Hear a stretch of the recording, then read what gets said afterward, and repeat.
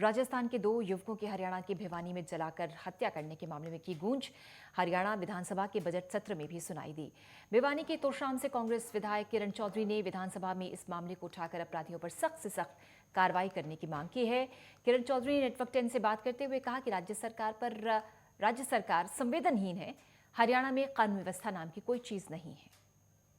Ma'am, जिस तरीके से राजस्थान के 2 युवकों की हत्या कर दी जाती है हरियाणा में, आपने विधानसभा में भी ये आवाज़ उठाई है। आप किस तरीके से इस पूरे मुद्दे को लॉ एंड ऑर्डर सिचुएशन जो है वो बहुत ख़राब होता जा रहा है।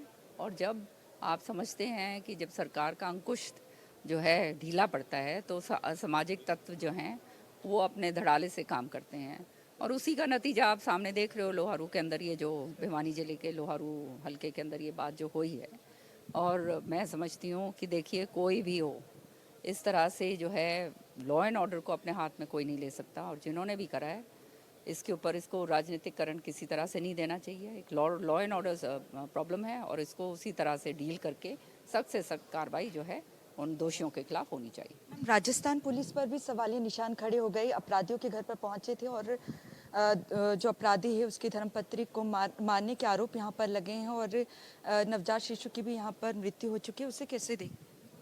मैंने कहा कि लॉ एंड ऑर्डर सिचुएशन जो है वो पुलिस का काम है और उनको अपना काम जो है निष्पक्ष होकर करना चाहिए। नहीं तो आम जनता जो है वो क्या देख रही है, वो फिर भयभीत है कि ये अगर किसी के साथ भी ये हो सकता है। तो अगर जो सरकारें जो चुनी जाती हैं वो इसलिए चुनी जाती हैं कि विकास कार्य करें और जान माल की सुरक्षा जो है आम जनता की हो, और वो सरकार का दायित्व है और सरकार को करना चाहिए, कोई भी सरकार क्यों ना हो। मैम, जिस तरीके से ये घटना घटित हुई है, कहीं ना कहीं जाति और धर्म के आधार पर इसे बांट भी दिया गया है।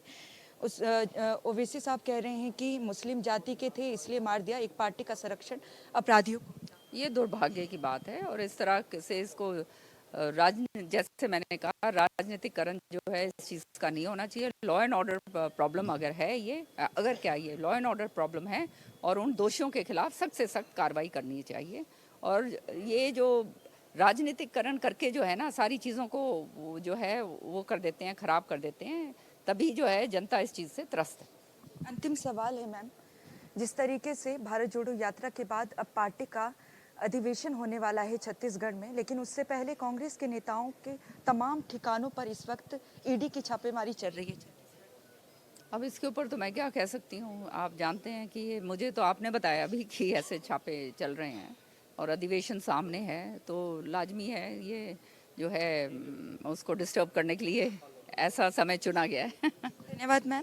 कांग्रेस लीडर जो कि सीनियर लीडर हैं हरियाणा कांग्रेस की, उनकी तरफ से साफ तौर से कहा गया है कि जिस तरीके से राजस्थान के 2 युवकों को जलाकर हरियाणा में मार दिया गया, तो भिवानी क्योंकि इनका इलाका भी पड़ता है, और साफ तौर से इनका कहना है कि इस पूरे मामले को राजनीतिकरण नहीं दिया जाना चाहिए। और जिस तरीके से उस ओवैसी साहब की तरफ से कहा जा रहा है कि एक पार्टी का संरक्षण अपराधियों को मिला है, तो इनका कहना है कि अपराधियों को सजा जरूर मिले, लेकिन पूरे मामले का राजनीतिकरण यहाँ पर।